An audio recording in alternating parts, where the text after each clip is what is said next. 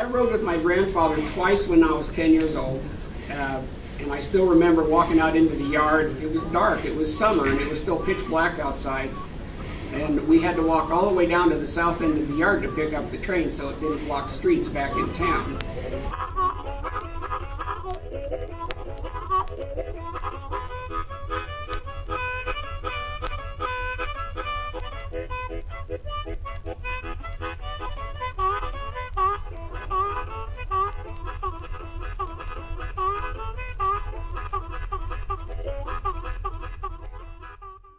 I had a photojournalism class with Will Counts, was the professor, and he had a TA that actually taught the class that I took these pictures for. That was Jeff Hartenfeld, and we needed to do, it was supposed to be a semester-long project, and I immediately thought, oh, I'd like to take pictures of the yard to honor my grandfather, who was an engineer for the Monon for, well, not an engineer, but worked for the Monon for 55 years. Probably the last 30-some he was an engineer.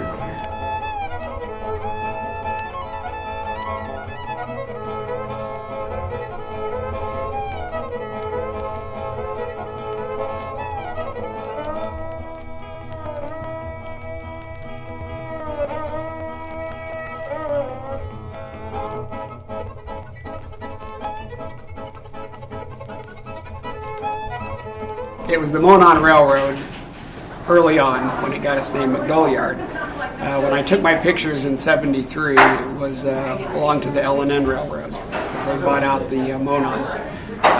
But it's where they switched cars to go various and sundry different places with different freight. I know they pulled a lot of freight from the west side of town, like from Westinghouse, RCA, Otis Elevator, and would route it off to other places. I was an engineer on the Monon Railroad. I spent about 40 years out there. Started working on the railroad here in Bloomington. Worked 38 years as a conductor and brakeman. About anything else they had for me to do. I hired out in 1960 as a fireman.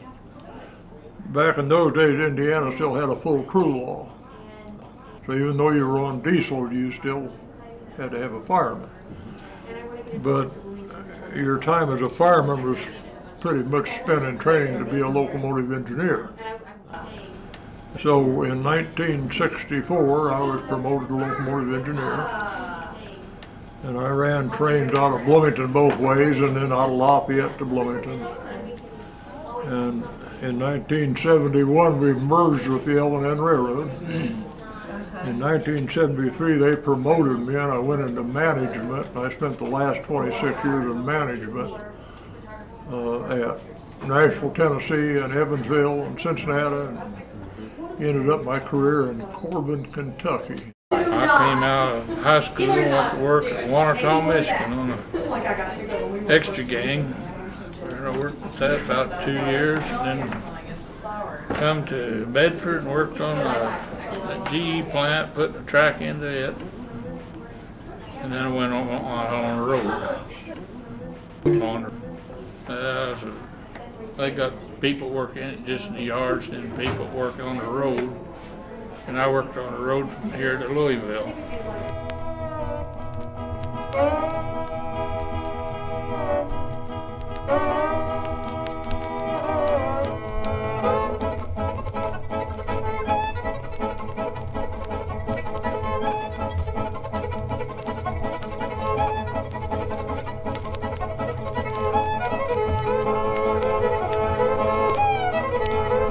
I shot all the images on a Nikon FTN that I bought in 1968, so it wasn't all that old then.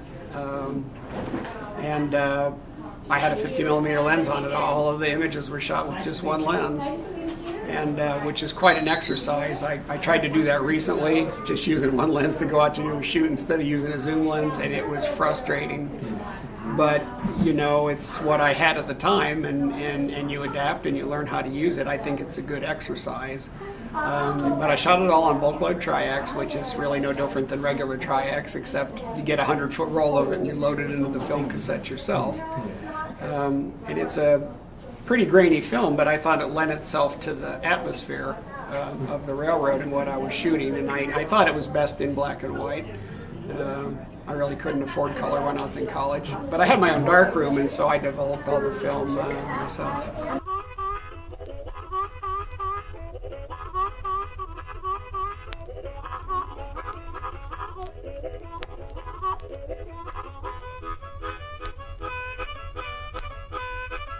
I'm one of the few people you'll probably ever meet that got to spend his whole life doing exactly what he wanted to do. My father was a railroad man. I had two uncles that were railroad men, and from the time my dad first took me up on a steam locomotive when I was 4 or 5 years old, I knew that that was the place to be. So and I was one of the lucky ones that got to do it. They hired a lot of family members, and of course I'm active in the Monon Railroad Historical Society. And I know some of these families go back 3 generations, 4 generations, but in looking at some of these old seniority rosters from 100 years ago, I'm not so sure on the Monon that some of the families didn't go back 5 or 6 generations. They tended to hire the children of employees because it was a hard job, but the kids grew up with it and they knew what the job entailed. I still remember the smell of the honeysuckle when we drove through the southern Indiana hills. My grandfather used to complain about it because the wheels would slip because it would grow across the tracks so fast. He'd have to put sand on it. They had a thing that just would put sand on it.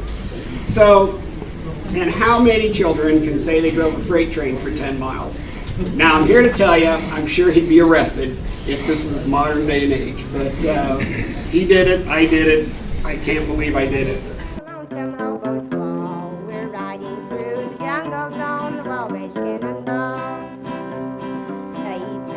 Are dandy, so all the people say, from New York to St. Louis and Chicago, by the way, from the hills of Minnesota, where the rippling waters